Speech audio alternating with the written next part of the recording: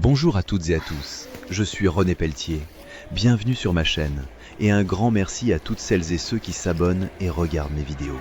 Installez-vous confortablement, découvrons le sujet du jour. Couler une dalle béton, prix au mètre carré et technique pour réussir, c'est exactement ce que je vais décortiquer ici, de façon claire, concrète et complète.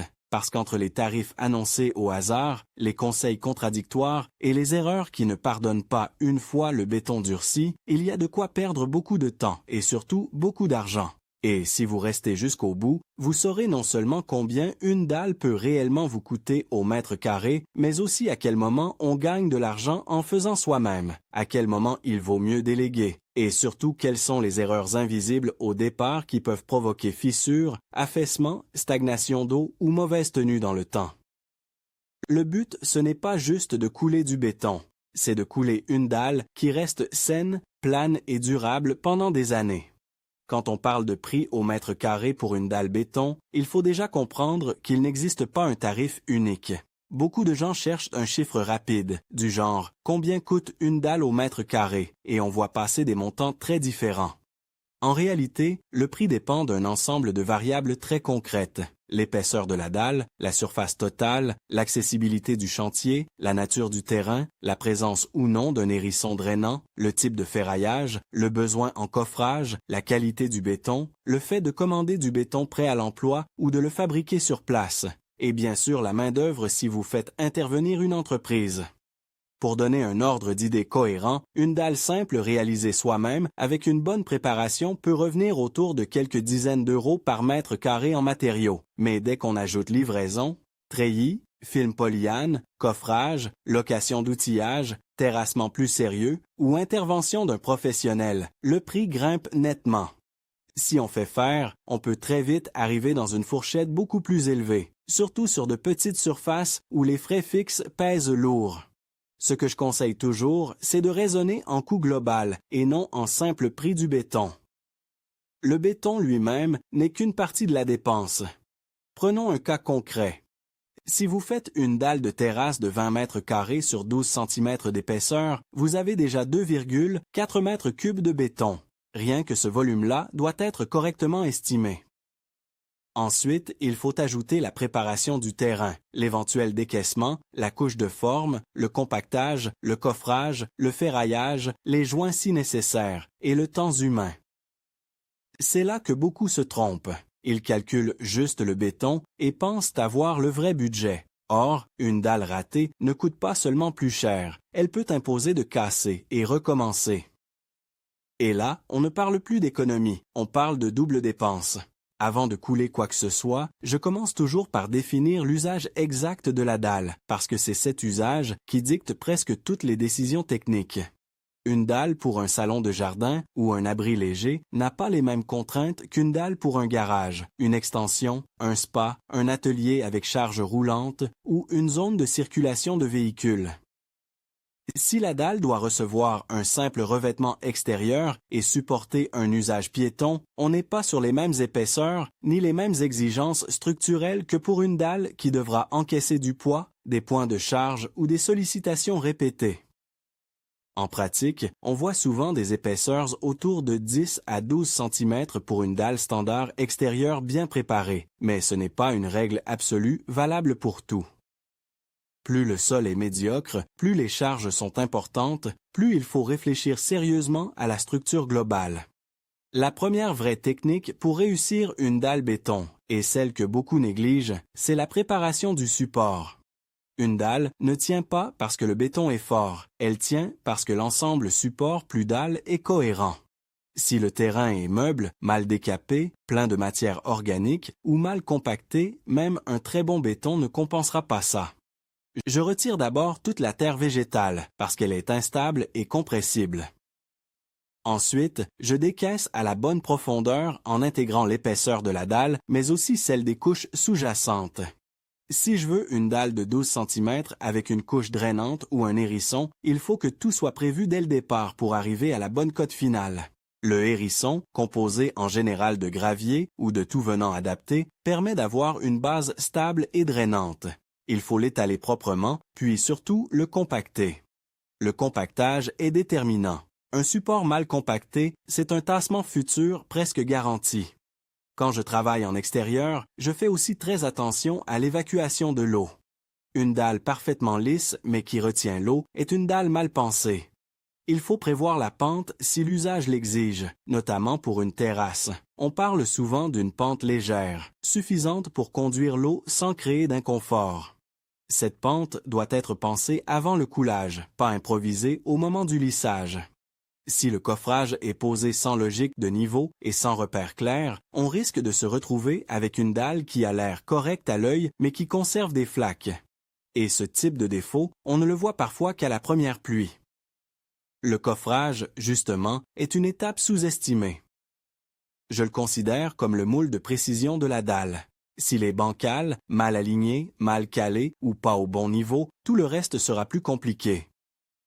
Je prends le temps de bien implanter la surface, de vérifier les diagonales pour l'équerrage, de tendre des cordeaux et de contrôler les niveaux. Les planches de coffrage doivent être suffisamment rigides et correctement fixées pour ne pas bouger sous la poussée du béton. Un coffrage qui s'ouvre ou qui travaille pendant le coulage peut ruiner la géométrie de la dalle et faire perdre un temps fou. Il faut aussi anticiper le décoffrage, les accès et la manière dont on va circuler pendant le travail. Une autre étape clé, c'est la gestion de l'humidité remontante et des séparations de couches. Selon le contexte, je peux mettre en place un film polyane sous la dalle. Ce film a plusieurs fonctions selon le type d'ouvrage. Limiter les remontées d'humidité, éviter que l'eau du béton soit absorbée trop vite par le support et améliorer certaines conditions de mise en œuvre. Là encore, il faut le poser proprement, sans le perforer inutilement, avec des recouvrements corrects. Ce n'est pas l'élément le plus coûteux du chantier, mais il peut contribuer à la qualité finale. Ensuite vient le ferraillage. Là aussi, il faut sortir de l'idée simpliste qui consiste à croire qu'un treillis posé n'importe où suffit. Le rôle du ferraillage est essentiel pour la tenue d'ensemble, la limitation de certaines fissurations et le comportement de la dalle. Mais pour qu'il soit utile, il doit être adapté au projet et surtout positionné correctement dans l'épaisseur du béton. Un treillis posé au fond, écrasé sur le support, perd une grande partie de son intérêt. J'utilise des cales pour le maintenir à la bonne hauteur. Le béton doit enrober correctement l'acier. Si la dalle comporte des zones particulières, des reprises, des bords fragiles ou des charges spécifiques, il faut réfléchir aux détails et pas seulement poser un treillis par habitude. Parlons maintenant du béton lui-même, parce que c'est souvent là que les questions se concentrent. Faut-il faire son béton à la bétonnière ou commander du prêt à l'emploi? Pour de petites surfaces, faire soi-même peut sembler économique, mais il faut être lucide sur la logistique. Une dalle se coule idéalement de façon continue. Si vous passez votre temps à produire de petites gâchées pendant que la première commence déjà à tirer, vous risquez les reprises visibles, les différences de consistance et une qualité irrégulière. Pour une petite dalle très limitée et bien organisée, c'est faisable. Mais dès que la surface augmente, le béton prêt à l'emploi devient souvent la solution la plus sûre en termes de régularité, de vitesse et de résultat. Il coûte plus cher au départ, mais il évite bien des problèmes. Et si vous comparez au coût d'une dalle ratée ou d'une journée épuisante à courir après le temps, ce surcoût n'est pas toujours un mauvais calcul.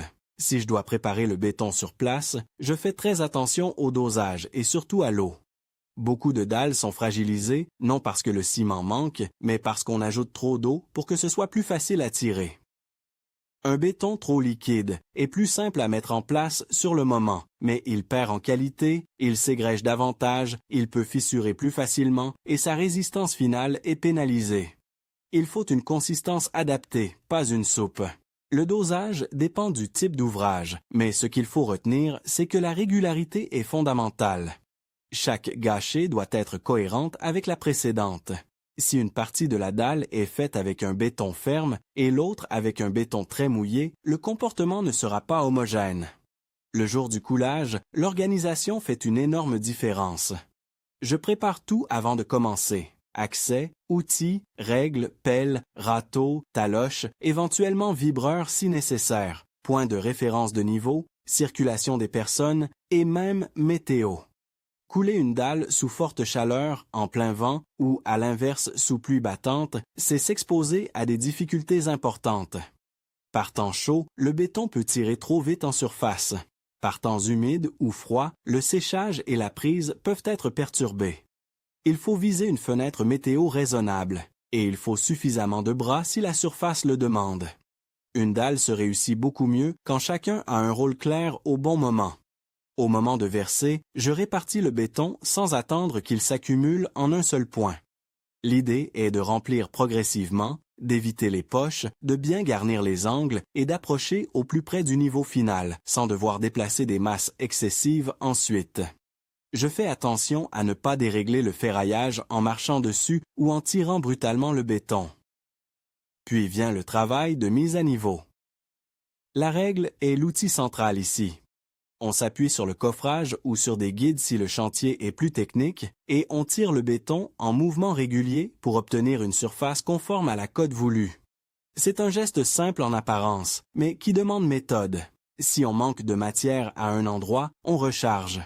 S'il y en a trop, on évacue. Le but n'est pas juste de lisser, c'est d'obtenir la bonne planéité avec la bonne pente.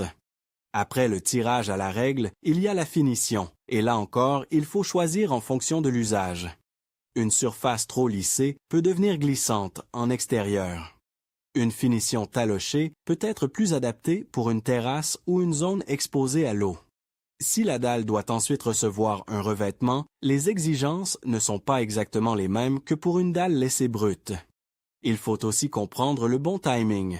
Si on passe trop tôt, on remonte trop d'eau et de l'étance en surface. Si on attend trop, la reprise devient difficile. Le béton a son rythme et réussir une dalle, c'est aussi savoir lire ce moment où la surface est assez tenue pour être travaillée sans être arrachée. Une question revient souvent. Faut-il vibrer le béton? Sur certaines dalles, surtout si le béton est correctement formulé et mis en place sur faible épaisseur, on ne parle pas forcément d'un vibrage intensif comme sur des éléments très ferraillés, mais il faut tout de même assurer une bonne compacité. On peut aider le béton à bien se mettre en place par une répartition soignée, un damage léger selon le contexte et une mise en œuvre attentive. Ce qu'il faut éviter, c'est le béton mal tassé avec des zones creuses, ou au contraire, un excès de vibration qui favoriserait la ségrégation. L'objectif est toujours le même, densité, homogénéité, continuité. Les joints sont un autre point que beaucoup découvrent trop tard. Le béton travaille, se rétracte, se dilate légèrement selon les conditions et les fissures apparaissent souvent là où on n'a pas anticipé les mouvements. Selon la surface et la configuration, il peut être judicieux de prévoir des joints de fractionnement ou de retrait. Le principe, c'est de guider le comportement de la dalle plutôt que de subir des fissures aléatoires. Sur les grandes surfaces, sur les formes complexes ou au contact d'éléments fixes, la question ne doit pas être négligée. Une belle dalle, sans joint, sur une grande emprise, peut très bien sembler parfaite au départ puis se marquer ensuite de façon incontrôlée. Après le coulage, beaucoup pensent que le plus dur est fait. En réalité, la cure est capitale.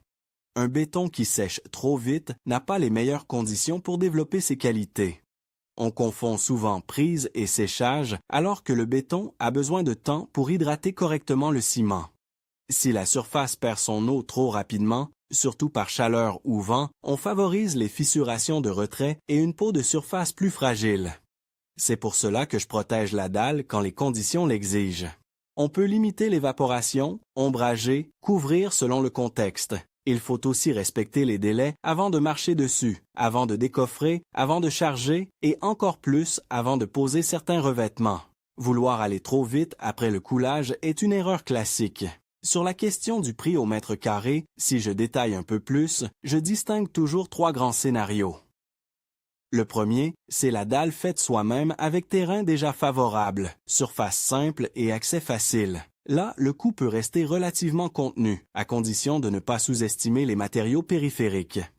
Le deuxième, c'est la dalle faite soi-même, mais avec location d'outils, évacuation de terre, apport de matériaux et parfois livraison de béton.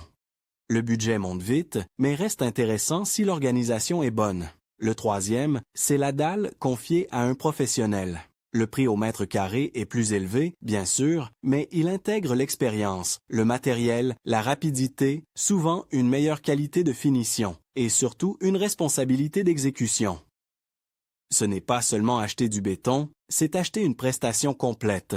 Il faut aussi comprendre pourquoi le prix au mètre carré varie selon la surface. Plus la dalle est petite, plus le prix au mètre carré est souvent élevé. Pourquoi? Parce que certains coûts sont presque fixes. Déplacement, préparation, mise en place, coffrage, temps d'installation. Sur 10 mètres carrés, ces coûts se répartissent sur peu de surface. Sur 80 mètres carrés, ils sont amortis.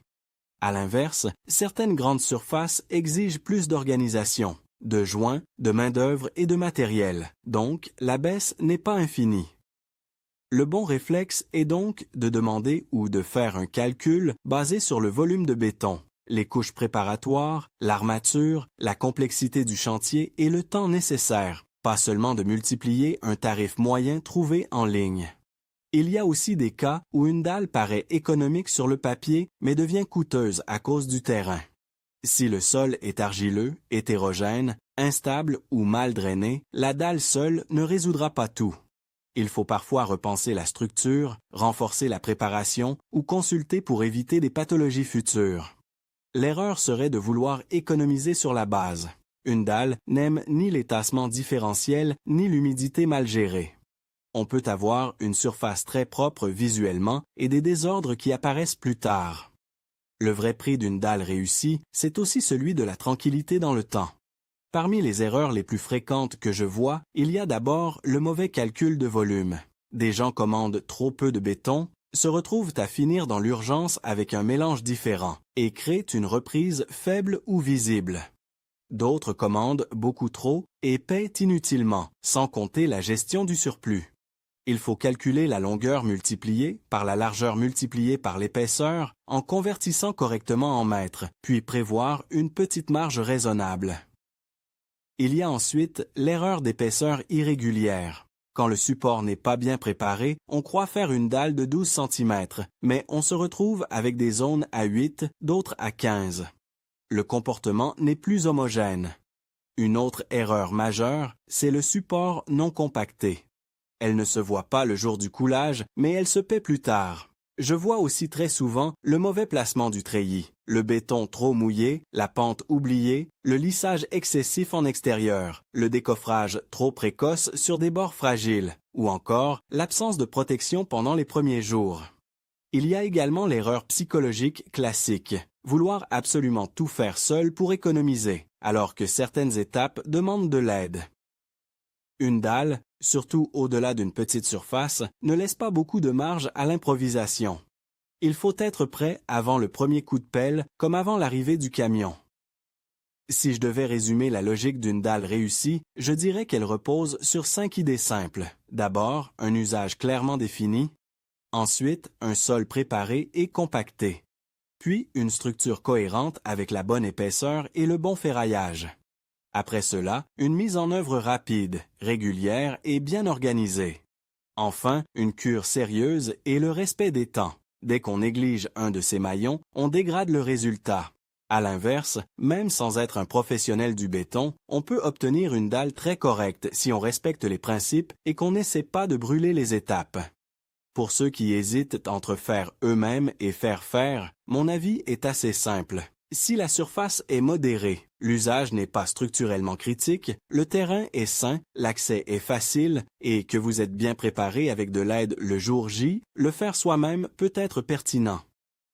Vous économisez sur la main-d'œuvre et vous maîtrisez votre chantier. Mais si la dalle sert de base à un ouvrage important, si elle doit reprendre des charges élevées, si le terrain est douteux ou si la logistique est compliquée, l'intervention d'un professionnel peut éviter de gros problèmes. Il ne faut pas seulement comparer les prix, il faut comparer les risques.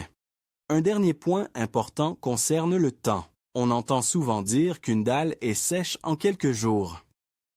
En réalité, il faut distinguer le moment où elle est praticable du moment où elle a développé une résistance suffisante, et encore du moment où elle est réellement prête à recevoir certains revêtements sensibles. Marcher dessus prudemment ne veut pas dire la charger comme un garage au bout de 48 heures. Poser un revêtement trop tôt peut piéger de l'humidité. Là aussi, la patience fait partie de la technique. Un chantier pressé coûte souvent plus cher qu'un chantier bien cadencé. Au final, si vous voulez vraiment estimer le prix au mètre carré d'une dalle béton et surtout la réussir, ne vous arrêtez jamais au tarif brut du béton. Pensez en système complet. Calculez le volume réel. Intégrez la préparation du terrain. Choisissez l'épaisseur selon l'usage, pas au hasard. Soignez le coffrage et les niveaux. Placez correctement le ferraillage. Évitez le béton trop liquide. Organisez le coulage comme une opération continue. Travaillez la surface selon la finition recherchée. Protégez la dalle après coup. Et surtout, ne cherchez pas la fausse économie qui consiste à gagner un peu sur le moment pour perdre beaucoup plus ensuite.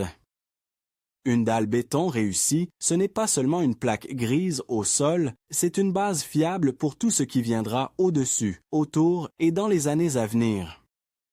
Si vous gardez cette logique du début à la fin, vous aurez non seulement un budget mieux maîtrisé, mais aussi un résultat propre, durable et vraiment rentable.